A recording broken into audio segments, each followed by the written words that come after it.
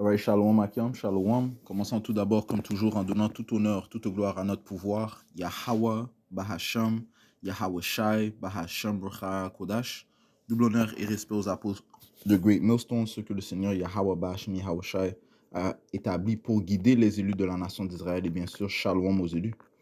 Alright, so, on va commencer au livre de Psaume, chapitre 7, verset 15, ça dit ici, « Il fit une fosse et la creusa, et est tombé dans la fossée qu'il fit. Sa malveillance retournera sur sa propre tête, et son agissement violent retombera sur son propre crâne. » Ok? Et ceci s'applique à tous ceux qui creusent une fosse afin que l'un tombe. Ok? Là, on va se concentrer sur les Édomites, okay? Les ennemis de la nation d'Israël. Ok? Et on va se concentrer aussi sur un événement qui s'est produit dans l'histoire. Okay? L'événement mentionné dans le livre de Esther, comment Haman, un Édomite, a voulu faire chuter Mordecai, un Israélite, et il a cherché à l'anéantissement complet de la nation d'Israël. Ok? So, c'est ce que l'on va visiter. Ok? Et ceci reflète en fait les intentions des Édomites, parce que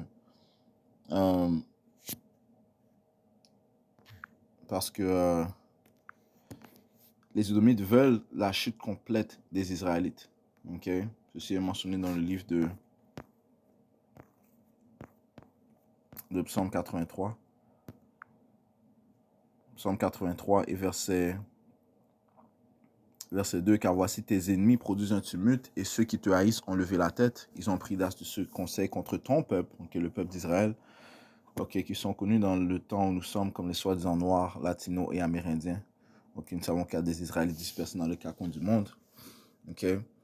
Ça dit ici, ils ont pris d'astucieux conseils contre ton peuple et constitué contre tes protégés, et ils ont dit, venez et supprimons-les de sorte qu'ils ne soient plus une nation, pour que le nom d'Israël ne soit plus en mémoire. Car ils ont consulté ensemble d'un même consentement, ils ont confédéré contre toi les tabernacles d'Édom, les tabernacles d'Édom, les Ishmaélites de Moab et les Hagrites, Gebal et Ammon et Amalek, les Philistins avec les habitants de Tyr. Hachur aussi s'est joint à eux, ils ont aidé les enfants de Lot. Toutes ces nations se sont réunies, se sont confédérées pour anéantir la nation d'Israël.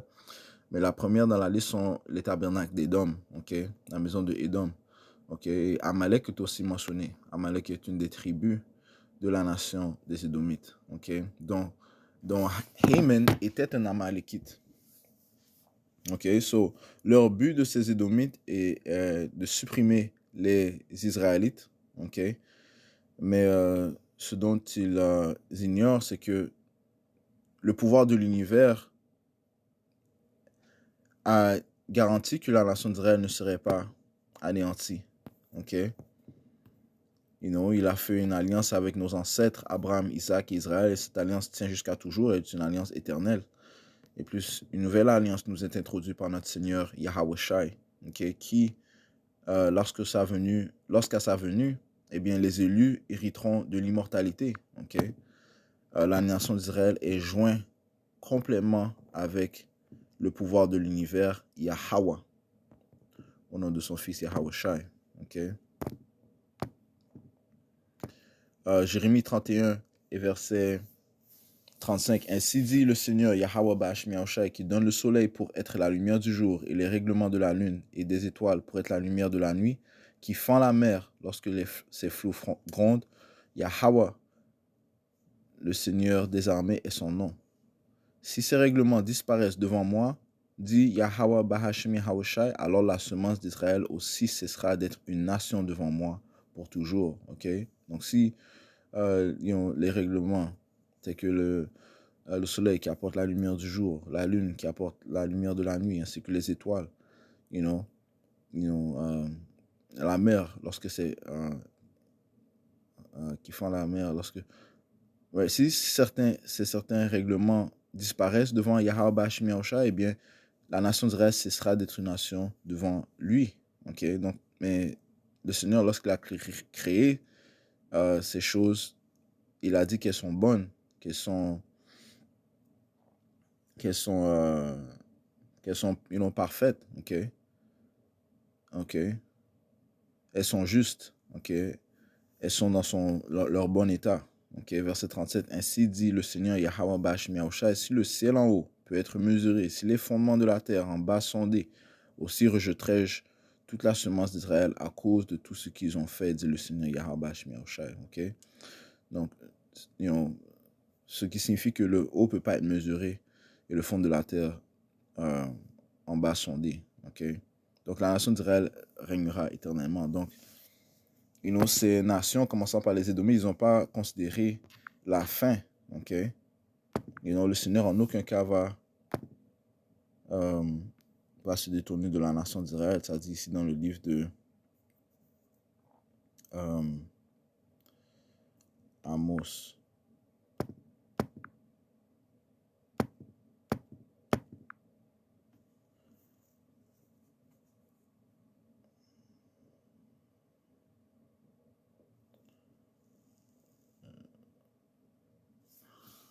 Non, c'est pas Amos que je cherche, c'est Malachie.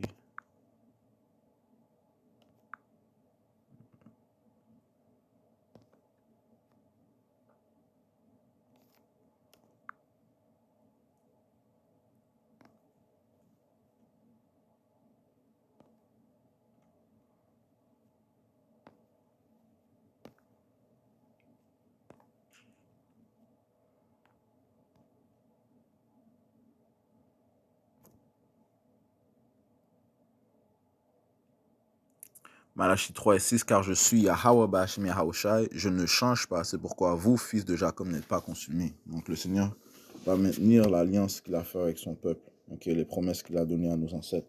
Okay, sur la nation d'Israël régnera pour toujours. Donc les plans des Édomites sont réellement, et des autres nations okay, qui veulent notre destruction et que nous soyons supprimés, sont en vain. Okay? So maintenant, retournons à Psaume 7 et verset 15, je relis. Il fit une fosse et la creusa et est tombé dans le fossé qu'il fit. Sa malveillance retournera sur sa propre tête et son agissement violent retombera sur son propre crâne. Ok.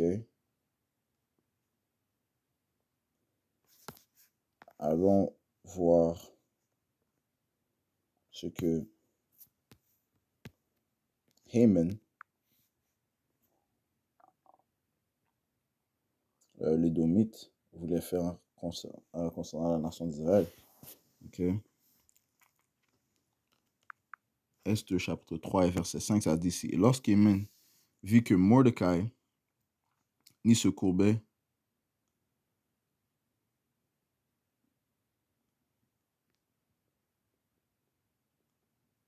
désolé. Je commence au verset 1. Après ces choses, le roi Ahasuerus promut Haman, le fils d'Amedata, l'Agagite, ok? Et Agag, c'était un roi des Amalek, ok? Ce qui prouve que Haman, c'était un Amalekite, un Édomite. Et lui donna de l'avancement et plaça son siège au-dessus de toutes les provinces qui étaient avec lui. Et tous les serviteurs du roi qui étaient à la porte du roi se courbaient et montraient du respect envers Haman, car le roi l'avait ainsi commandé à son égard. Mais Mordecai ne se courbait pas, ni ne lui montrait aucun respect. Okay? Alors les serviteurs du roi qui étaient à la porte du roi dirent à Mordecai, pourquoi transgresses-tu le commandement du roi? Or il arriva que comme il lui parlait tous les jours, qu'ils ne les écoutaient pas, et ils le dirent à Haman pour voir si Mordecai tiendrait ferme, car il leur avait dit qu'il était un Juif. Et lorsqu'Haman vit que Mordecai ni se courbait, ni ne lui montrait aucun respect, alors Haman fut rempli de colère. Mais il estimait ridicule de mettre la main sur Mordecai seul, car on lui avait appris que de quel peuple venait Mordecai. C'est pourquoi Haman chercha à exterminer tous les Juifs qui étaient dans le royaume d'Ahasuerus, okay, en Perse, c'est-à-dire le peuple de Mordecai, okay, c'est-à-dire le peuple de Mordecai. Et en fait, le royaume de Perse était très vaste, okay. Ça dit ici, Esther 1:1, or il arriva au jour d'Assuérus. C'est l'Assuérus qui régnait depuis l'Inde jusqu'à l'Éthiopie sur 27 provinces. So, il voulait tuer tous les Israélites qui étaient répandus dans le royaume d'Assuérus.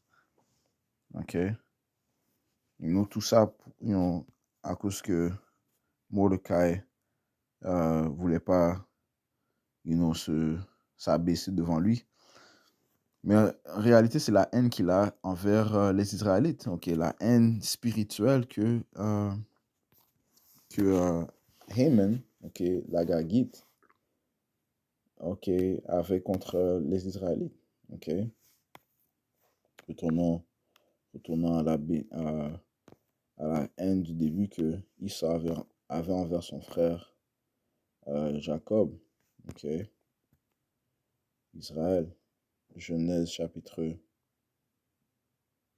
27 et verset 41. Et Esau prit Jacob en haine à cause de la bénédiction avec laquelle son père l'avait béni. Et Esau dit en son cœur, les jours du deuil de mon père approchent, et alors je tuerai mon frère Jacob. Donc cette haine, elle tient jusqu'à toujours. Okay? Ça te dit même dans le livre d'Ézéchiel qu'ils ont une haine perpétuelle envers les Israélites. Okay? Ceci est extrêmement important à comprendre, man. Okay? Qu'il y a des individus, okay? Une nation, okay? Qui a une haine perpétuelle envers les Israélites. Okay? Une nation qui marche, que tu vois chaque jour, que tu vois à ton travail, que tu vois dans le métro, que tu vois dans la rue. Okay? Tes voisins, ainsi de suite. Ils ont une haine perpétuelle envers vous. Okay? Et cette haine ne peut pas s'expliquer, c'est une haine spirituelle. Le Seigneur a dit que deux nations seraient séparées dans le ventre de Rebecca. Okay, c'est la nation de Esau et la nation de Jacob, Israël. Okay. So, Ézéchiel 35 et verset 5, et cette prophétie s'adresse à Mount Seir. Lorsqu'on parle de Mount Seir, on parle de tous les Édomites. Okay, comme ça dit au verset 2, Fils de l'homme, dresse ta face vers la montagne de Seir et prophétise contre elle. Et Mount Seir, c'est où est-ce que les Édomites résidaient. Verset 5, parce que tu avais une haine perpétuelle et que tu as fait couler le sang des enfants d'Israël à coups d'épée au temps de leur calamité, au temps où leur iniquité était à sa fin. Okay? C'est pourquoi je suis vivant, dit Yahweh, je te préparerai pour le sang et le sang te poursuivra. Puisque tu n'as pas haï le sang aussi te poursuivra. Okay? Lorsqu'on entre dans la vérité, on comprend que notre pouvoir, Yahweh Ba'ashem Yahawashi, est un pouvoir de récompense. Il donne à chaque homme selon ses œuvres. Okay? Comme ça dit dans le livre de Job. Job 34 et verset 11. Je vais commencer au verset 10. C'est pourquoi écoutez-moi, vous, hommes d'intelligence. Loin de Yahweh Ba'ashmi Haoshai qu'il agisse avec malfaisance et loin du tout-puissant Yahweh qu'il commette l'iniquité. Car il rendra à l'homme selon son œuvre et il fera trouver à chacun selon ses chemins. Ok? Oui, certainement, Yahweh Ba'ashmi Haoshai n'agira pas avec malveillance et le tout-puissant ne pervertira pas non plus de juste jugement. Ok? So, les plans de Haman, le Agagite, c'était de non seulement tuer Mordecai, mais aussi d'exterminer la nation d'Israël, okay, dans le royaume de Assuérus. Okay? Ça dit ici, so on retourne au Esther 3 et verset 8. So, il a apporté accusation envers le peuple d'Israël au roi Assyrus. Ça dit ici au verset 8. Et Haman dit au roi Assyrus, il y a un certain peuple éparpillé et dispersé parmi les peuples dans toutes les provinces de ton royaume. Et leurs lois sont différentes de celles de tous les peuples. Ils n'observent pas les lois du roi, de sorte qu'il n'est pas bénéfique pour le roi de le laisser faire. Ce qui est contraire, man. Okay? Ce qui est faux, parce que les lois sont bénéfiques. Les lois de Yahweh Ba'ashmi Yahushua sont bénéfiques pour tout le monde. Okay? Lorsque tu obéis aux lois et statuts et commandements de Yahweh Ba'ashmi Yahushua, c'est pour la prospérité de nous-mêmes, okay? Pour la prospérité de ton voisin et ultimement pour la prospérité de la terre. Okay? Donc, elle aide et permet à ce qu'il y ait une harmonie, ok? Une bonne harmonie dans l'univers, ok? Les lois, les statuts et commandements sont bénéfiques, man, pour n'importe quel royaume, ok? So, c'est une fausse accusation lorsqu'il dit que les lois sont différentes de celles de tous les peuples. Il n'observe pas les lois du roi, de sorte qu'il n'est pas bénéfique pour le roi de le laisser faire. Okay? So, c'est un mensonge, c'est un faux témoignage, man. Verset 9. S'il plaît au roi qu'on écrive un décret afin de pouvoir les détruire, et je paierai 10 000 talents d'argent aux mains de ceux qui sont chargés des affaires pour qu'on les porte dans les trésors du roi. So, il a tenté de soudoyer, le roi, man. Okay? Et ses serviteurs. Ok. Et le roi prit son anneau de sa main et le donna à Haman, le fils d'Amedata, la Gagite, l'ennemi des Juifs. Et le roi dit à Haman, l'argent t'est donné, ainsi que le peuple, pour en faire comme bon te semblera. Ok, so, éventuellement, un décret a été fait afin que, à une certaine date, les Israélites soient exterminés, puis, et détruits. Ok.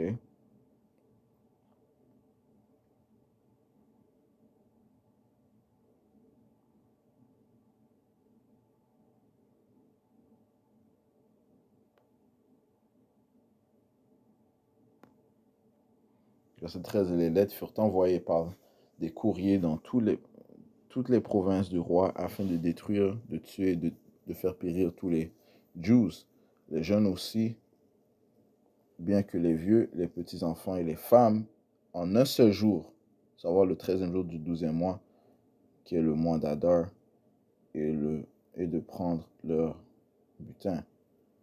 You know? Ça, ils voulaient tuer tous les Israélites, durant le dernier mois, man. Yo, le gars, c'est un fou, man. Ok? C'est un fou, ok? Son intention, c'était d'exterminer la nation d'Israël, ok? Mais Yahweh Bahasham Yahushua a toujours le dernier mot. Yahweh Bahasham Yahushua a toujours le dernier mot. Voilà ce qui s'est produit, ok? Éventuellement, Mordecai a trouvé faveur envers le roi, ok?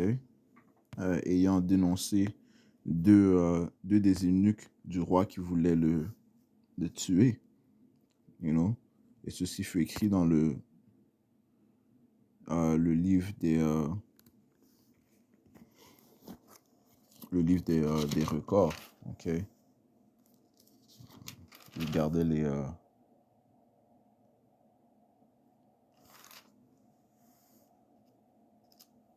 où il gardait écrit les événements produits. Ok, je pense que c'est dans le livre de... Right. Esther 2, verset 22. Et la chose... je commence au verset 21. En ces jours-là, Mordecai étant assis à la porte du roi, Bigtan et Tarash, deux des chambellans du roi parmi les gardiens du seuil, se mirent en colère et cherchèrent à mettre la main sur le roi Assuérus. Et la chose vint à la connaissance de Mordecai, qui le fit savoir à la reine Esther.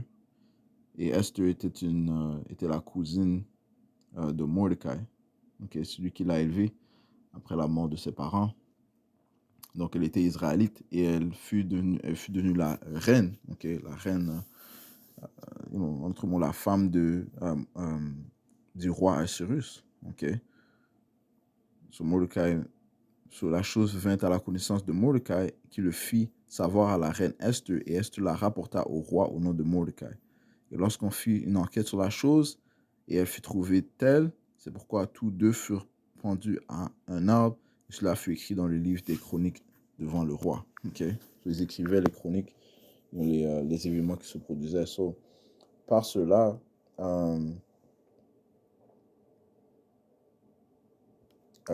Mordecai a trouvé faveur envers le roi, dans les yeux du roi. Ça dit ici Esther 6 et 1. Ouais, je saute précepte sur précepte. Okay. Ça dit ici, cette nuit-là, le roi ne pouvait pas dormir et il commanda d'apporter le livre des registres des chroniques et on les lut devant le roi. Ok? Qui est-ce qui a fait que le roi ne pouvait pas dormir? Yahweh Bashim Yahushai. Qui est-ce qui lui a fait que le livre des registres lui soit donné et qu'il ait l'idée de prendre le livre des registres? Yahweh Bashim Yahushai. Ça dit dans le livre de Proverbes, chapitre 21 et 1, ça dit ici, le cœur du roi est dans la main de Yahweh Bashim Yahushai, comme les rivières d'eau, il le tourne partout où il veut. Ok? Le Seigneur tourne le cœur, les pensées du roi partout où il veut. Proverbe 24, verset... non.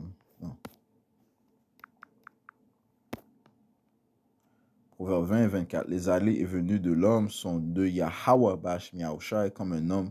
Comment un homme peut-il alors comprendre son propre chemin? Ok?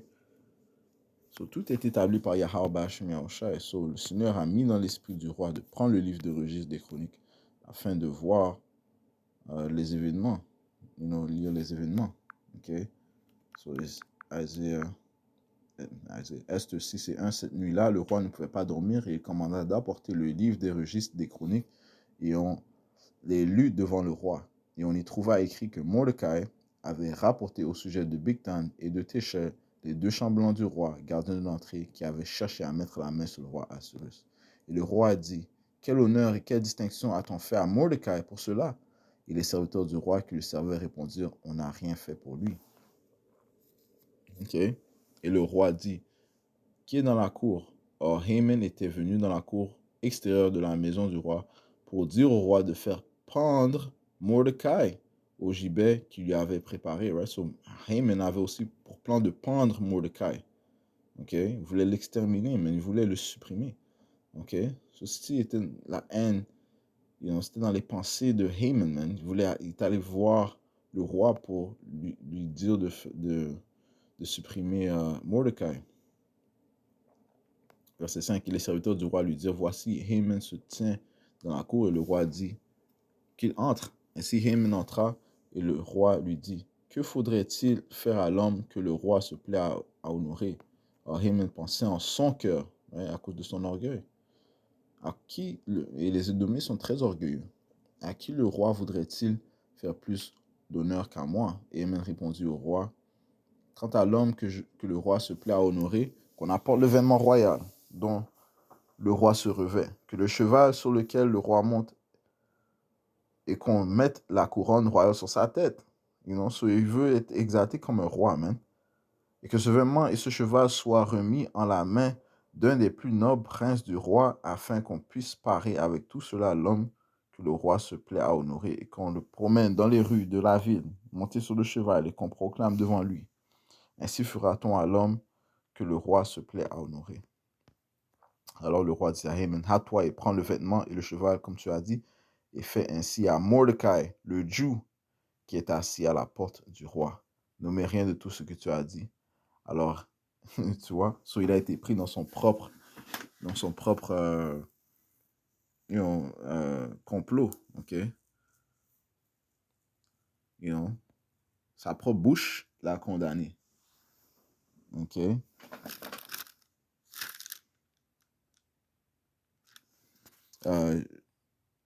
Job 15 et verset 6 a dit, ta propre bouche te condamne et non pas moi. Oui, et tes propres lèvres témoignent contre toi. Il a parlé et le conseil qu'il a donné au roi fut exécuté, man.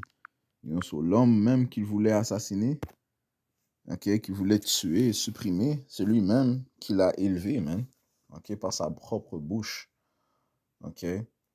Verset Esther 6 et verset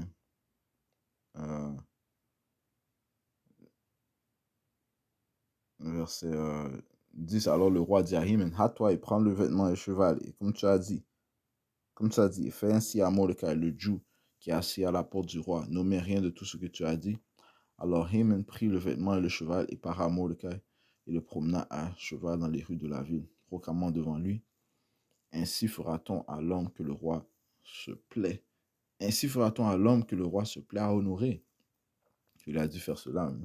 OK? Et Mordecai retourna à la porte du roi, mais Haman se retira promptement dans sa maison attristé, ayant sa tête couverte.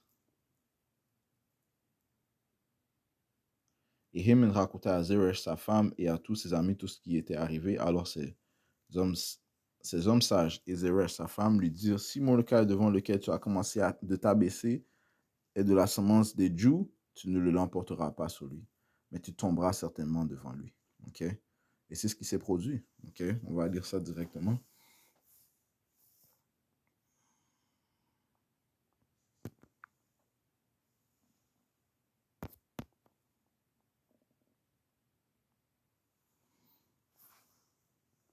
OK? Ça dit ici, verset 14, et tandis qu'ils étaient en train de parler avec lui, les chambelans du roi arrivèrent et se hâtèrent d'amener Haman au festin qu'Esther avait préparé. OK?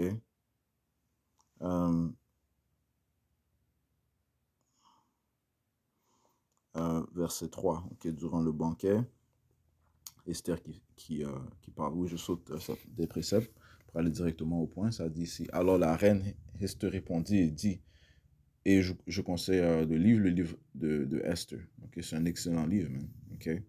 Alors la reine Esther répondit et dit, si j'ai trouvé faveur à tes yeux, ô roi, et si cela plaît au roi, que ma vie me soit accordée à ma demande, et mon peuple à ma requête. Car nous sommes vendus, moi et mon peuple, pour être détruits, tués et pour périr. Mais si nous avions été vendus pour être serviteurs et servantes, j'aurais gardé ma langue, bien que l'ennemi ne pût compenser le dommage fait au roi. Alors le roi Assur répondit, dit à la reine, qui est-il et où est-il celui qui a osé penser en son cœur faire ainsi? Et Esther dit, l'adversaire et ennemi, c'est ce malfaisant Haman. Alors Haman fut effrayé en présence du roi et de la reine. Et le roi, dans sa colère, se leva du banquet du vin et alla dans le jardin du palais.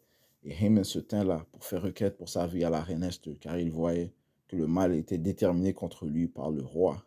OK? So, il a creusé une fosse. Il va tomber dans la même fossé qu'il a creusée. Continuons, verset 8. Puis le roi revint au jardin du palais dans le lieu du banquet. Et Haman s'était jeté sur le lit où était Esther. Alors le roi dit, forcerait-il aussi la reine en ma présence dans la maison? Comme la parole sortait de la bouche du roi, on couvrit le visage d'Haman. OK? Et Harbona, l'un des chambellans, dit devant le roi, voici le gibet haut de 50 coudées qu'Haman fait faire pour Mordecai, lequel a parlé pour le bien du roi, et dressé dans la maison d'Haman. Alors le roi dit, qu'on l'y pende. Ainsi ils pendirent Haman au gibet qu'il avait préparé pour Mordecai, puis la colère du roi fut apaisée. OK, retournons à Psaume 7, verset 15. Il fut une fosse et la creusa et est tombé dans la fossée qu'il vit. Sa malveillance retournera sur sa propre tête et son agissement violent retombera sur son propre crâne. Proverbe, chapitre 26, et verset 27, ça dit ici. Quiconque creuse une fosse, y tombera, et celui qui roule une pierre, elle retournera sur lui.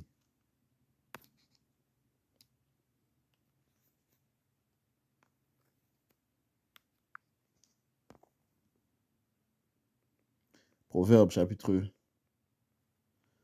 12.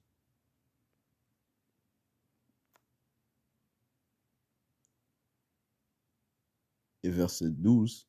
L'homme immoral désire le filet des hommes malveillants, mais la racine des droits produit du fruit.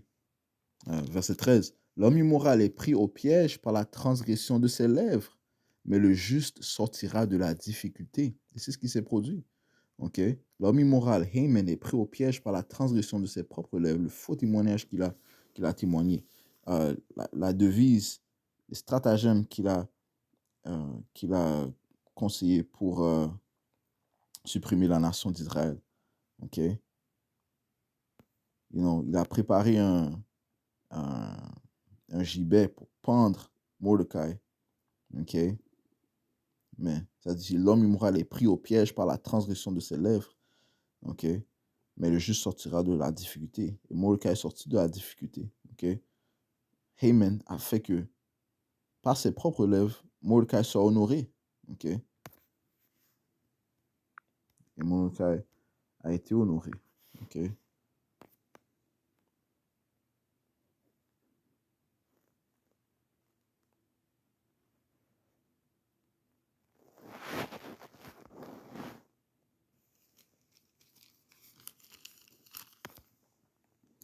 Proverbe chapitre 1 et verset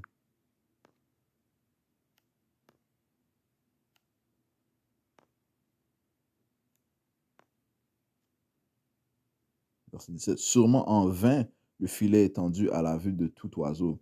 Ouais, c'est en vain qu'il a tenté de, euh, de, euh,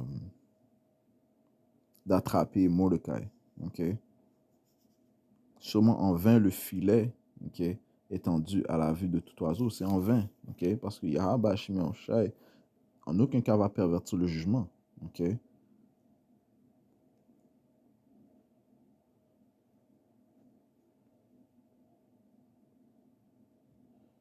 OK? Il va faire sûr que l'homme immoral tombe dans ses plans iniques. OK? Le Seigneur va justifier, il va sauver l'homme juste. Et c'est bien de même pour la nation, les élus de la nation d'Israël. Okay? Ceux qui sont moraux, ceux qui se tiennent pour la rectitude, qui croient en Yahweh et en son fils Yahweh Shai, ils seront délivrés des stratagèmes, okay? Des plans iniques, des devises des Édomites. OK? OK? S'ils pensent qu'ils peuvent supprimer la nation d'Israël, leur plan est en vain. OK? Ça dit ici, je relis. Sûrement en vain, le filet est tendu à la vue de tout oiseau. OK?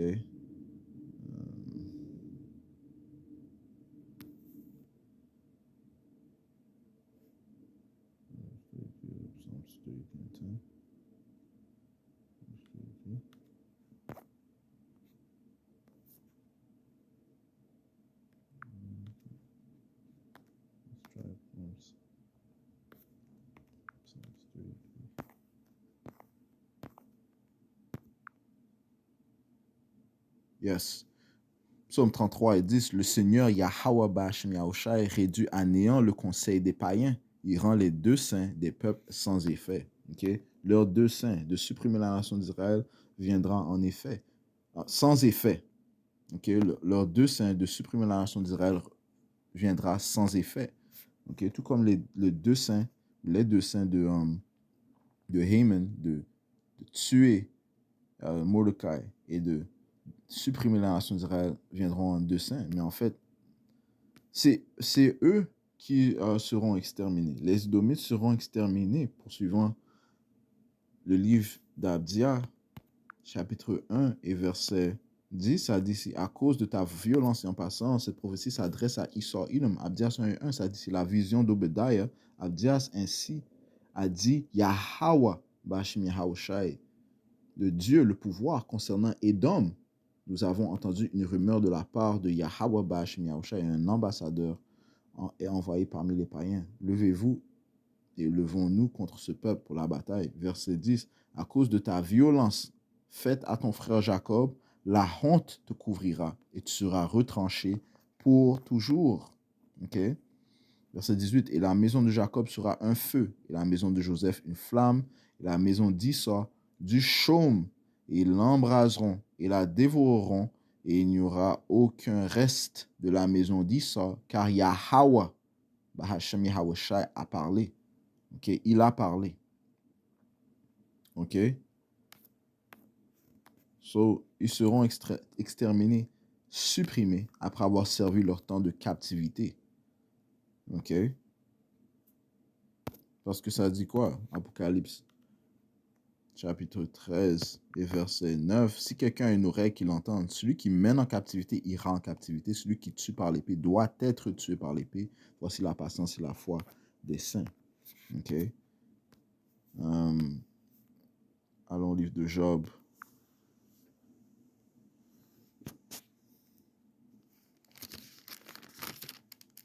chapitre 18 et verset 7. Les pas de sa vigueur seront resserrés et son propre conseil le renversera. Ok, son propre conseil le renversera. C'est ce qui passe. C'est pas ce qui s'est passé avec Haman. Son propre conseil l'a renversé. Il a honoré celui qu'il voulait tuer par sa propre bouche. Car il se jette dans un filet par ses propres pieds et il marche sur le piège. Qui établit le piège? Yahweh Bahashem Yahweh Shai, qui défend son peuple, qui défend les justes de son peuple.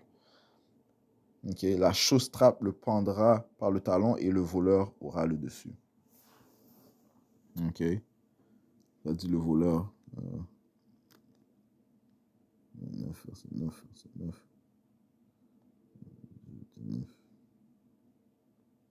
Celui qui tend le piège aura le dessus. Le piège est étendu pour lui dans la terre et sa trappe sur le chemin.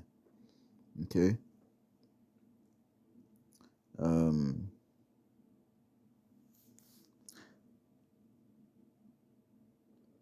Verset 17. Sa mémoire disparaîtra de la terre et on ne parlera plus de son nom dans la rue. Ok. Ok. C'est ce qui va se produire à ces Édomites. Tout comme c'est ce qui s'est produit avec Haman, man. Il sera amené de la lumière dans l'obscurité et chassé du monde. Il n'aura ni fils, ni neveu parmi son peuple, ni personne qui lui survive dans ses demeures. Okay? So on va finir avec ça parce que le Seigneur a aussi détruit la progéniture,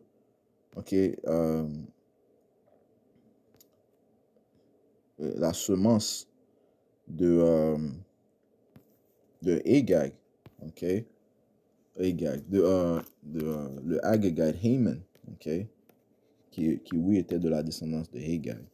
Ce qui est spirituel, man. Le Seigneur a détruit, supprimé la descendance de Haman, man.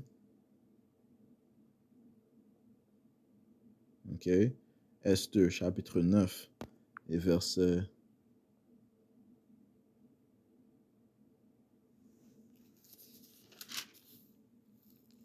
verset 5, ça dit ici. Ainsi, les Juifs frappèrent tous leurs ennemis à coups d'épée. Ce fut un massacre et une destruction, et firent ce qu'ils voulurent à ceux qui les haïssaient.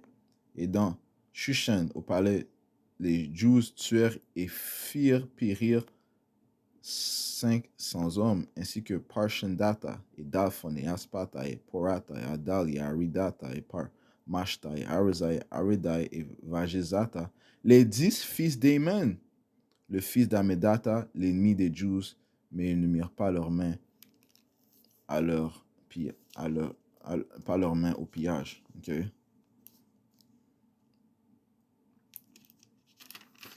Verset 24, ça dit ici, parce que Haman, verset 23, et les Juifs s'engagèrent à faire ce qu'ils avaient commencé, et je commence au verset 22, parce qu'en ces jours, les Juifs avaient eu du repos de leurs ennemis. Et spirituellement, c'est ce qui va se produire. On aura du repos de nos ennemis après la délivrance que Yahusha va nous apporter, après la défense que Yahusha va apporter, par la volonté de notre Père Yahweh. Et le mois où leur détresse fut changée en joie et leur deuil en un bon jour, afin qu'ils en fassent des jours de festin et de joie, s'envoyant des portions l'un à l'autre et des bons dons aux pauvres. Et les Juifs s'engagèrent à faire ce qu'ils avaient commencé et ce que Mordecai leur avait écrit. Parce que Haman, le fils d'Amedata, l'Agagite, l'ennemi de tous les Juifs, avait projeté contre les Juifs de les détruire et avait jeté le pur, c'est-à-dire le sort pour les exterminer et les détruire. Mais quand Esther vint devant le roi, il commanda par lettre que le méchant de saint qu'il avait projeté contre les Juifs retombe sur sa propre tête et qu'on le pende, lui et ses fils, au gibet.